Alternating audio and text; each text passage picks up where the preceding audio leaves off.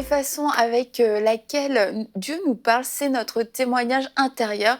Et quelquefois, on peut juste passer à côté parce que c'est pas hyper spectaculaire. Parce que lorsque notre témoignage intérieur s'active, on n'est pas forcément en train de convulser, de sauter, de faire tout un tas de choses.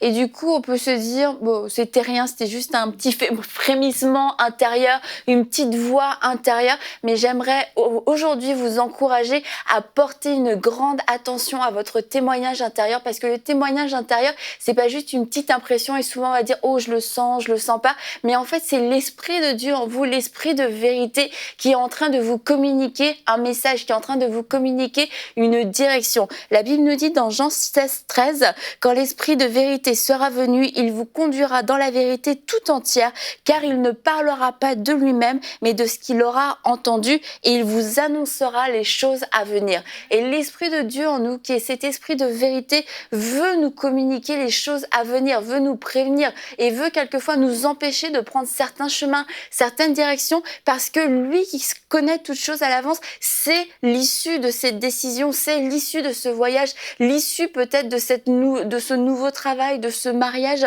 de cette décision que vous êtes sur le point de prendre. Et il y a ce malaise en vous, il y a ce manque de paix, il y a ça vous tiraille constamment, une confusion. C'est l'esprit de vérité qui est en train d'essayer de vous parler. Et on voit dans les actes 16 au verset 6, que Paul a été empêché par le Saint-Esprit d'annoncer la parole dans l'Asie. Empêché par le Saint-Esprit d'annoncer la parole dans l'Asie. Est-ce que c'était une mauvaise chose d'aller annoncer la parole en Asie? Non, c'est une bonne chose que de le faire, mais ce n'était pas ce que Paul devait faire à ce moment-là.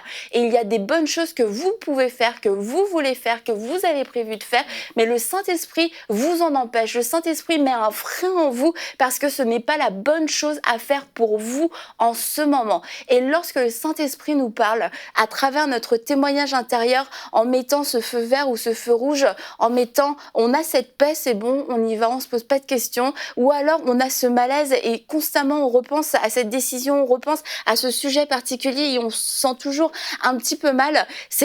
Arrêtons de calculer, arrêtons de réfléchir, parce que le témoignage intérieur n'est pas le fruit d'une réflexion humaine ni de calcul humain. C'est quelquefois absolument illogique.